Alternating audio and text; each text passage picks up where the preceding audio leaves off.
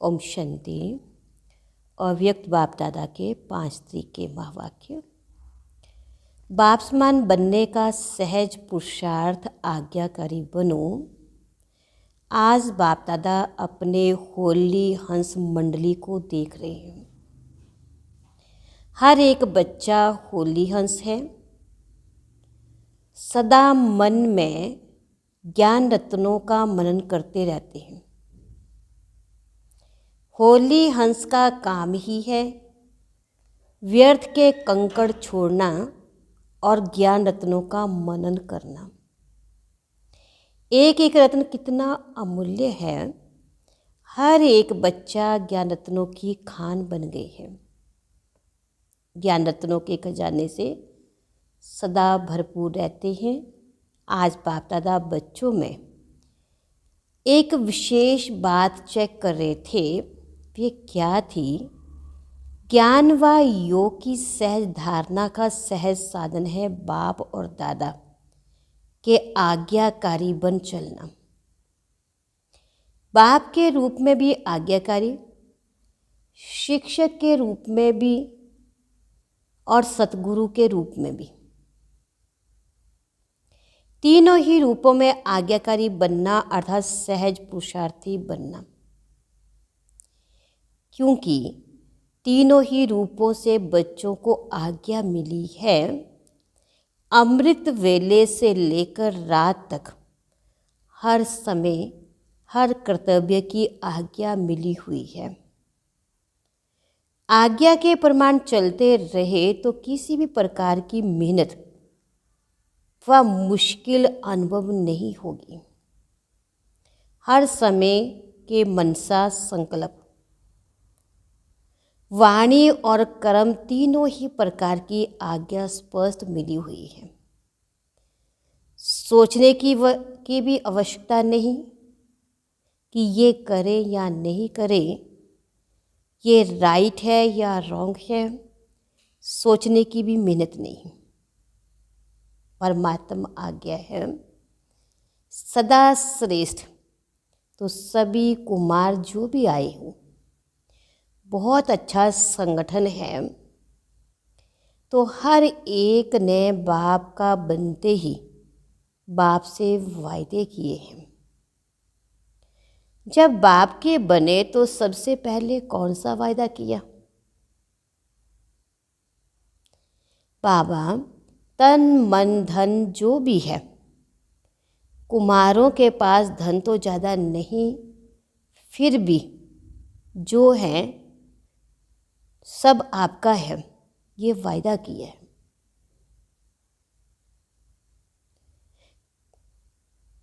तन भी, मन भी, धन भी और संबंध भी सब आपसे हैं, ये भी वायदा पक्का किया है। जब तन मन धन संबंध सब आपका है तो मेरा क्या रहा? फिर कुछ मेरापन है? होता ही क्या है? तन मन धन जन सब बाबा के हवाले कर लिया। प्रवृत्ति वालों ने किया, मधुबन वालों ने किया। पक्का है ना? जब मन भी बाबा का हुआ, मेरा मन तो नहीं है या मेरा है, ये समझकर यूज़ करना। जब मन बाबा को दिया तो ये भी आपके पास अमानत है। फिर युद्ध किस में करते हो? मेरा मन परेशान है, मेरे मन में व्यर्थ संकल्प आते हैं, मेरा मन विचलित होता है। जब मेरा है नहीं, अमानत है, फिर अमानत को मेरा समझकर यूज़ करना। क्या ये अमानत में खयानत नहीं है? माया के दरवाजे हैं, मैं और मेरा। तो तन भी आपका नहीं, फिर देह अभिमान का मैं कहाँ से आया? मन भी आपका नहीं तो मेरा मेरा कहाँ से आया? तेरा है या मेरा है? बाप का है या सिर्फ कहना है, करना नहीं है? कहना बाप का और मानना मेरा। सिर्फ पहला वायदा याद करो, ना कि बॉडी कॉन्शियस की मैं, ना मेरा। तो जो बाबा की आज्ञा है, तन को भी अमानत समझो, मन को भी अमानत समझो। फिर मेहनत की जरूरत क्या है? कोई भी कमज़ोरी आती है तो इन दो शब्दों से आती है, मैं और मेरा। तो ना आपका तन है, ना बॉडी कॉन्शियस का मैं। मन में जो भी संकल्प चलते हैं, अगर आज्ञाकारी हो तो बाबा की आज्ञा क्या है? पॉजिटिव सोचो, शुभ भावना के संकल्प करो, फालतू संकल्प करो, ये बाबा की आज्ञा है क्या? नहीं। तो जब आपका मन नहीं है, फिर व्यर्थ संकल्प करते हो, तो बाबा की आज्ञा को प्रैक्टिकल में नहीं लाया ना। सिर्फ एक शब्द याद करो कि मैं परमात्म आज्ञाकारी बच्चा हूँ। बाप की ये आज्ञा है या नहीं है? फिर सोचो। जो आज्ञाकारी बच्चा होता है वे सदा बाबा को स्वतः ही याद होता है, स्वतः ही न्यारा होता है, प्यारा होता है, स्वतः ही बाप के समीप होता है। तो चेक करो, मैं बाबा के समीप बाप का आज्ञाकारी हूँ। एक शब्द तो अमृत वेले याद कर सकते हो, मैं कौन? आज्ञाकारी हूँ या कभी आज्ञाकारी और कभी आज्ञा से किनारा करने वाले? बाप दादा सदा कहते हैं कि किसी भी रूप में अगर एक बाबा का संबंध ही याद रहे, दिल से निकले बाबा, तो समीपता का अनुभव करेंगे। मंत्र मौखिक नहीं कहो, बाबा बाबा। वे राम राम कहते हैं, आप बाबा बाबा कहते हैं, लेकिन दिल से निकले बाबा। हर कर्म करने के पहले चेक करो कि मन के लिए, तन के लिए या धन के लिए बाबा की आज्ञा क्या है। कुमारों के पास चाहे कितना भी थोड़ा सा धन है, लेकिन जैसे बाप ने आज्ञा दी है कि धन का पोता मेल किस प्रकार से रखूं, वैसे रखा है क्या? जैसे आता है वैसे चलाते हैं। हर एक कुमार को धन का पोता मेल रखना चाहिए। धन को कहाँ और कैसे यूज़ करना है, मन को भी कहाँ और कैसे यूज़ करना है, तन को भी कहाँ लगाना है, ये सब पोता मेल होना चाहिए। आप दादियाँ जब धारणा की क्लास कराती हैं तो समझाती हैं ना कि धन को कैसे यूज़ करो, क्या पोता मेल रखो। कुमारों को पता है पोता मेल कैसे रखना है, कहाँ लगाना है, ये मालूम है। थोड़े हाथ उठा रहे हैं, नए नए भी हैं, इन्हों को मालूम नहीं है। इन्हों को ये ज़रूर बताना कि क्या क्या करना है, निश्चिंत हो जाएंगे, बोझ नहीं लगेगा। क्योंकि आप सबका लक्ष्य है कुमार माना लाइट, डबल लाइट। कुमारों का लक्ष्य है ना कि हमको नंबर 1 में आना है, तो लक्ष्य के साथ लक्षण भी चाहिए ना। लक्ष्य बहुत ऊंचा हो और लक्षण नहीं हो तो लक्ष्य तक पहुंचना मुश्किल है। इसलिए जो बाबा की आज्ञा है उसको सदा बुद्धि में रख, फिर कार्य में लगाओ। बाप दादा ने पहले भी समझाया कि ब्राह्मणों के जीवन के मुख्य खजाने हैं संकल्प, समय, श्वास। आपके श्वास भी बहुत अमूल्य है। एक श्वास भी कॉमन नहीं हो, व्यर्थ नहीं हो। भक्ति में कहते हैं श्वासों श्वास अपने इष्ट को याद करो, श्वास भी व्यर्थ ना जाए। ज्ञान का खजाना, शक्तियों का खजाना ये तो है ही, लेकिन मुख्य तीनों खजाने संकल्प, समय और श्वास आज्ञा प्रमाण सफल होते हैं, व्यर्थ तो नहीं जाते हैं, क्योंकि व्यर्थ जाने से जमा नहीं होता है और जमा का खाता इस संगम पर ही जमा करना है। चाहे सतयुग त्रेता में श्रेष्ठ पद प्राप्त करना है, चाहे द्वापर कलयुग में पूज्य पद पाना है, लेकिन दोनों का जमा इस संगम पर ही करना है। इस हिसाब से सोचो कि संगम समय की जीवन के छोटे से जन्म के संकल्प, समय, श्वास कितने अमूल्य हैं। इसमें अलवेले नहीं बनना है। जैसा आया वैसे दिन बीत गया, दिन बीता नहीं, लेकिन एक दिन भी बहुत बहुत गवाया। जब भी कोई फालतू संकल्प, फालतू समय जाता है तो ऐसे नहीं समझो चलो 5 मिनट गया बचाओ। समय अनुसार देखो प्रकृति अपने कार्य में कितनी तीव्र है, कुछ ना कुछ खेल दिखाती रहती है, कहाँ ना कहाँ खेल दिखाती रहती है। लेकिन प्रकृति पति ब्राह्मण बच्चों का खेल एक ही है, उड़ती कला का। तो प्रकृति तो खेल दिखाती है, लेकिन ब्राह्मण अपनी उड़ती कला का खेल दिखा रहे हो। कोई बच्चे ने बाप दादा को उड़ीसा के समुद्री तूफान के रिजल्ट लिख कर दी, ये हुआ, तो वे प्रकृति का खेल तो देख लिया, लेकिन बाप दादा पूछते हैं कि आप लोगों ने सिर्फ प्रकृति का खेल देखा या उड़ती कला के खेल में बिजी रहे, क्या सिर्फ समाचार सुनते रहे? समाचार तो सब सुनना भी पड़ता है, परंतु जितना समाचार सुनने में इंटरेस्ट रहता है, उतना अपनी उड़ती कला में, कला की बाजी में रहने का इंटरेस्ट रहा। कई बच्चे गुप्त योगी भी हैं। ऐसे गुप्त योगी बच्चों को बाप दादा की मदद भी बहुत मिली है, और ऐसे बच्चे स्वयं भी अचल साक्षी रहे, वायुमंडल में भी समय पर सहयोग दिया। जैसे स्थूल सहयोग देने वाले, चाहे गवर्नमेंट चाहे आसपास के लोग, सहयोग देने के लिए तैयार हो जाते हैं।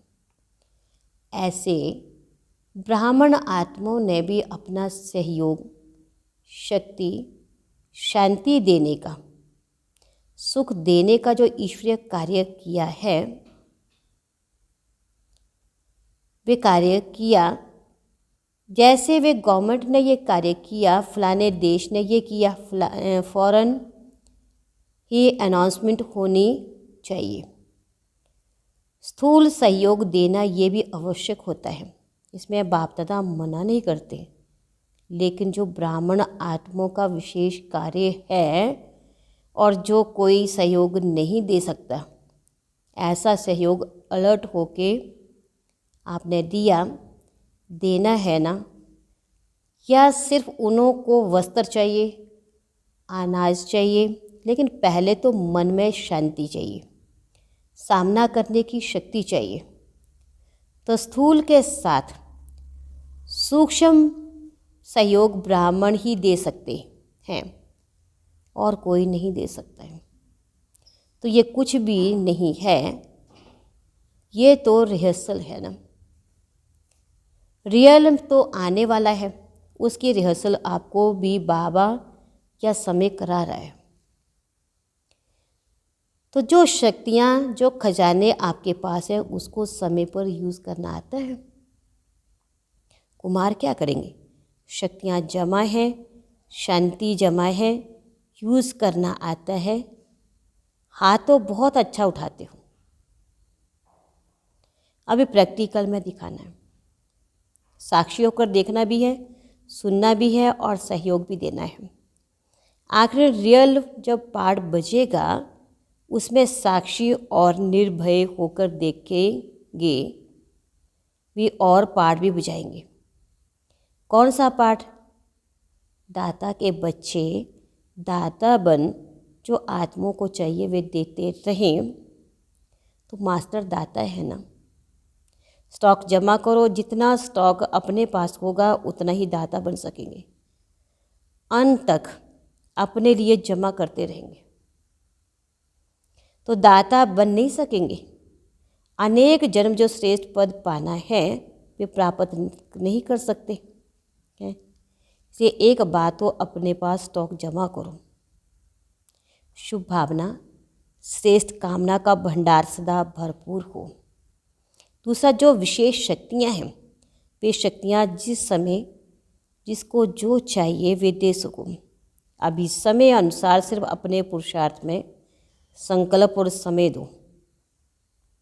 साथ साथ दाता बन विश्व को भी सहयोग दो।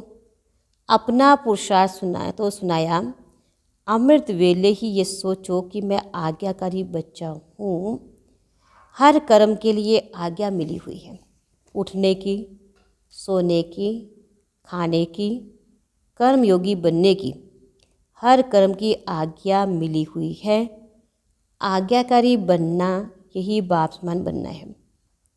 बस श्रीमत पर चलना, ना कि मन मत पर मत। एडिशन नहीं करो। कभी मन मत पर कभी पर मत पर चलेंगे तो मेहनत करनी पड़ेगी। सहज नहीं होगा क्योंकि मन मत पर मत उड़ने नहीं देगी। मन मत पर मत बोझ वाली है और बोझ उड़ने नहीं देगा। श्रीमत डबल लाइट बनाती है। श्रीमत पर चलना अर्थात सहज बाप समान बनना। श्रीमत पर चलने वाले को कोई भी परिस्थिति नीचे नहीं ले आ सकती है। तो श्रीमत पर चलना आता है। अच्छा, तो कुमार अभी क्या करेंगे? निमंत्रण मिला, स्पेशल खातरी हुई, देखो कितने लाडले हो गए। तो अभी आगे क्या करेंगे? रेस्पॉन्स देंगे क्या? वहाँ गए तो वहाँ के, यहाँ आए तो यहाँ के, ऐसे तो नहीं है ना। यहाँ तो बहुत मज़े में हो, माया के वार से बचे हुए हो। ऐसा कोई है जिसको यहाँ मधुबन में भी माया आई हो? ऐसा कोई है जिसको मधुबन में भी मेहनत करनी पड़ी हो? सेफ हो, अच्छा है। बाप दादा खुश होते हैं। समय आएगा जब यूथ ग्रुप पर गवर्नमेंट का भी अटेंशन जाएगा, लेकिन तब जब जाएगा जब आप निर्विघ्न बन जाओ। विघ्न विनाशक किसका नाम है? आप लोगों का है ना। विघ्नों की हिम्मत नहीं हो जो कोई भी कुमार का सामना करे, तब कहेंगे विघ्न विनाशक। विघ्न की हार भले हो लेकिन वार नहीं करे। विघ्न विनाशक बनने की हिम्मत है या वहाँ जाकर पत्र लिखेंगे, दादी बहुत अच्छा था लेकिन पता नहीं क्या हो गया? तो ऐसे तो नहीं लिखेंगे। यही खुशखबरी लिखो, ओके, वेरी गुड, निर्विघ्न, विघ्न विनाशक हूँ। बस एक अक्षर लिखो, ज़्यादा लंबा पत्र नहीं। ओके, अच्छा। मधुबन की विशेषता बाप दादा के पास पहुँच गई। मधुबन वालों ने अपने चार्ट भेजे हैं, बाप दादा के पास पहुँचे हैं। बाप दादा सभी बच्चों को आज्ञा मानने वाले आज्ञाकारी बच्चों की नज़र से देखते हैं। विशेष कार्य मिला है और एवर रेडी बन किया है, इसकी विशेष मुबारक दे रहे हैं। अच्छा, हर एक ने अपना स्पष्ट लिखा है और एवर रेडी बन किया, इसकी विशेष मुबारक दे रहे हैं। अच्छा, हर एक ने अपना स्पष्ट लिखा। आप भी रिजल्ट देखकर क्लास कराना। अपनी अवस्था का चार्ट अच्छा लिखा है। बाप दादा तो मुबारक दे ही रहे हैं। सच्ची दिल पर सच्चा साहिब राजी होता है। अच्छा, चारों ओर के बाप दादा के आज्ञाकारी बच्चों को, सदा विघ्न विनाशक बच्चों को, सदा श्रीमत पर चलने वाले, मेहनत से मुक्त रहने वाले, सदा मौज में उड़ने उड़ाने वाले, सर्व खजानों के भंडार से भरपूर रहने वाले, ऐसे बाप के समीप और समान रहने वाले बच्चों को बहुत बहुत याद प्यार और नमस्ते। कुमारों को भी विशेष अथक और एवर रेडी। सदा उड़ती कला में उड़ने वालों को बाप दादा का विशेष याद प्यार।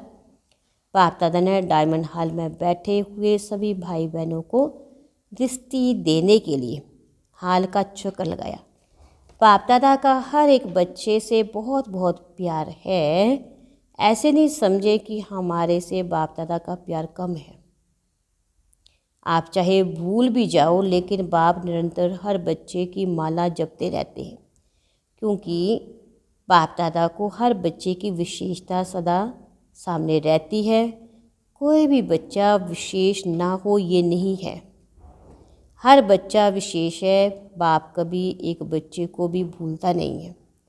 तो सभी अपने को विशेष आत्मा हैं और विशेष कार्य के लिए निमित्त हैं, ऐसे समझकर आगे बढ़ते चलो।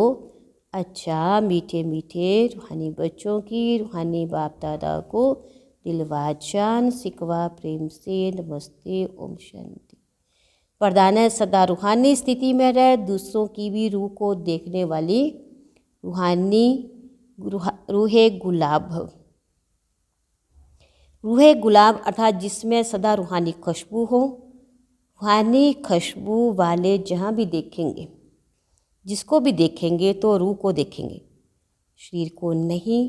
तो स्वयं भी सदा रूहानी स्थिति में रहो और दूसरों की भी रूह को देखो।